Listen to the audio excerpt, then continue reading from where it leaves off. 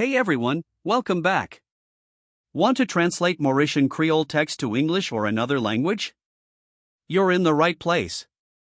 Today, I'll show you some quick ways to translate whole websites or just a few lines of text. Let's get started.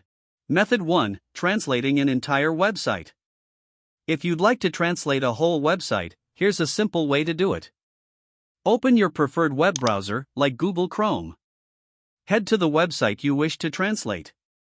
In the top right corner, click on the three vertical dots. In the drop-down menu, select the Translate option. Now, a small dialog box will appear.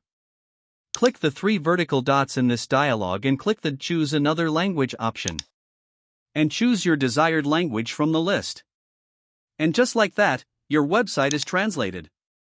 Method 2: Translating a paragraph or section of text. For shorter text, here's an easy solution. First, copy the text you want to translate.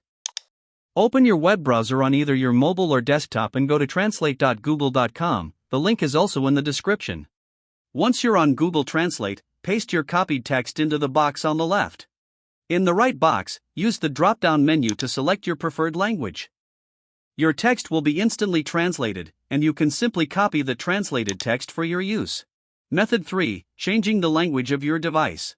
If you'd like to change the language of your entire device to English or any other language, open Settings on your device. It's usually represented by a gear icon. Scroll down to find System or Time and Language, and select Language and Region.